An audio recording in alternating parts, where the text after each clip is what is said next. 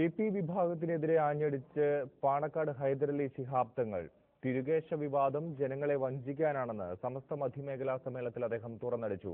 ഇത് കച്ചവടവൽക്കരണമാണ്. വഞ്ചനയും കാപട്യവുമുള്ള പണ്ഡിതന്മാരെ എതിർക്കണമെന്നും അദ്ദേഹം ആവശ്യപ്പെട്ടു. കബളിപ്പിക്കുന്ന രീതിയിലുള്ള വഞ്ചനാപരമായ പ്രവർത്തനവുമായി കൊണ്ടാണ് അവർ ഇറങ്ങിത്തിരിച്ചത്. അത് വെറും കച്ചവട കമ്പോളവൽക്കരണം മാത്രമായി മാറിക്കഴിഞ്ഞിരിക്കുകയാണ് എന്ന് നമുക്ക് മനസ്സിലാക്കാൻ സാധിക്കുന്നു. പ്രവാചക തിരുകേശം കൈവശമുണ്ടെന്ന കാന്തപുരം എപി അബൂബക്കർ മുസ്ലിയാരുടെ അവകാശവാദത്തിനെതിരെയാണ് സമസ്ത ഉപാധ്യക്ഷൻ കൂടിയായ പാണക്കാട് ഹൈദരലി ശിഹാബ് തങ്ങളുടെ ഈ പ്രസ്താവന.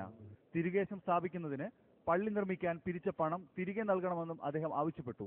പള്ളി നിർമ്മാണത്തിന് ഹൈദരലി ശിഹാബ് തങ്ങളും പണം നൽകിയെന്ന് നേരത്തെ കാന്തപുരം എപി അബൂബക്കർ മുസ്ലിയാർ വ്യക്തമാക്കിയിരുന്നു. ആരെയെങ്കിലും അങ്ങനെ വഞ്ചിച്ചുകൊണ്ട് കൂപ്പൺ അവരിൽ നിന്ന് വാങ്ങിക്കൊണ്ട് ആരെന്തെങ്കിലും പണം വാങ്ങിയിട്ടുണ്ടെങ്കിൽ ആ പണം അവർ തിരിച്ചു കൊടുക്കണമെന്ന്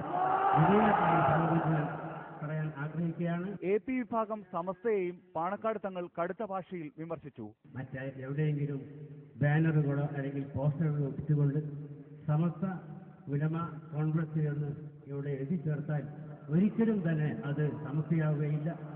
അത് വെറും ഡ്യൂപ്ലിക്കേറ്റ് പ്രസ്ഥാനമായി ശവറ്റുകുത്തയിലേക്ക് വലിച്ചൊടുങ്ങിയിരിക്കുകയാണ് എന്ന് എപി ഇ.കെ. സുന്നി ഐക്യത്തിന് കളമൊരുങ്ങുന്നുവെന്ന് നേരത്തെ വാർത്തകളുണ്ടായിരുന്നു.